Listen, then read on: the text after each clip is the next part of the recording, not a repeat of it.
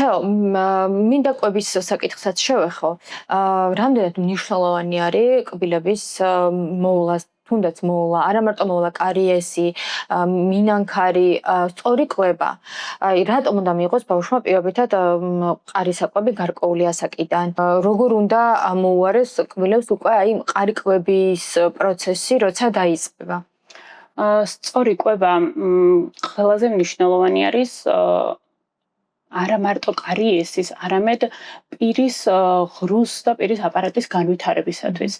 ღეჭვა ზოგადად ხდება ენის, გვილების, ყბის, სახის კუნთების მუშაობით. ღეჭვის დროს ბავშვი სწავლობს საკვების დაქუცმაცებას, პირის ღრუში გადაადგილებას, მაგ დროს ხდება ნერწყვის გამოყოფა, რაც ძალიან მნიშვნელოვანია შემდგომში სწორი ყლაპის დროს. ზოგადად ღეჭვის უნარი არის ძალიან კომპლექსური პროცესი. ამ დროს ძალიან დიდი მნიშვნელობა აქვს საკვების სწორად დაგეგმას და სტრუქტურულ მრავალფეროვნებას. მე ამ შემთხვევაში ვიტყოდი ბურღულის მარცვალზე, რაც ჩემი აზრით ერთ-ერთი ყველაზე ბუნებრივი და უსაფრთხო პროდუქტი არის ბავშვთა კვების დროს. აი შენ როგორც სტომატოლოგი, რომელ ბურღულს გაუწევდი რეკომენდაციას? ფეტუს გამოარჩევ, იმიტომ რომ ის გამოირჩევა მისი მრავალფეროვანი მიკროელემენტებით. შეიცავს ძალიან ბევრ მიკროელემენტებს, რომელიც ძალიან სასარგებლო არის კბილების განვითარებისთვის.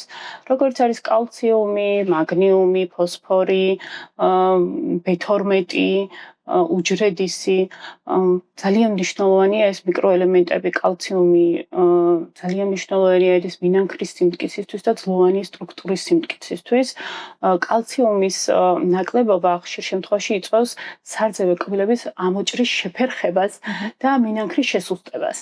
მაგნიუმი და ფოსფორს რაც შეეხება, ძალიან მნიშვნელოვანი არის სტრუქტურული ფუნქციის განვითარებისთვის. B12 ვიტამინი ნერვული სისტემის და კუნთოვანი ქსოვილის განვითარებისთვის არის ძალიან მნიშვნელოვანი. რაც შეეხება უჯრედისი ხრძილის მასაჟს ასტიმულირებს და შემდგომ ეგ თავიდან აგვაცილებს რბილი ქსოვილის დაზიანებას.